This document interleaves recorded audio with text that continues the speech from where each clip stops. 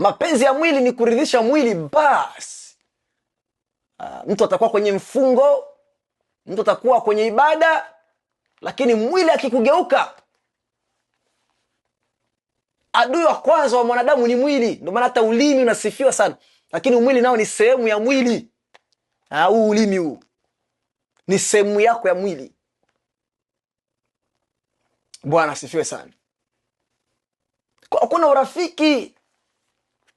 Siku moja utatereza. Kuna akili fulani itaingia kijana, mko kwenye simu, akili fulani inamuingia. Anatoa kaneno fulani. Labda ametuma message fulani, kumbe message haukuelewa vizuri. Akaja kutumia kauli imekusisimua.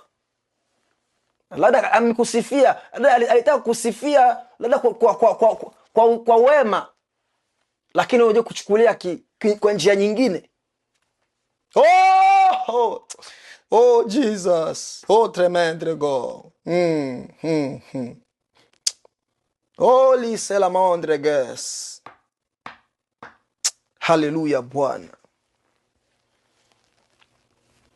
Hakuna urafiki kati ya kijana na binti. Kuna urafiki. Ndio mwanamke na mwanaume wanaweza kusaidiana kwenye mambo mawili matatu. Anahitaji hiki, anahitaji ni kama dada, kaka, ipo, lakini kuna ile sio karibu.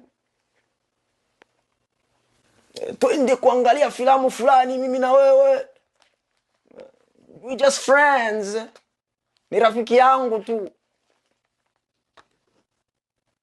Vipo, hakuna urafiki kati ya mwanaume na mwanamke. Wa karibu hakuna kabisa. Kuna kitu kitatokea.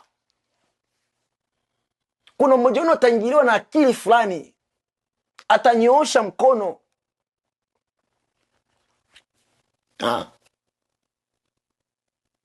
Nakumbuka vipindi vya ujana tulikuwa tuna magemu fulani. Yaani sisi vijana tunakuwa tunaweka magemu fulani ya dare, truth or dare.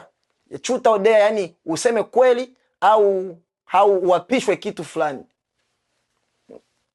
Sasa kwa hiyo unakuta mara unafanyishwa kitu au wanakudea ufanye kitu fulani.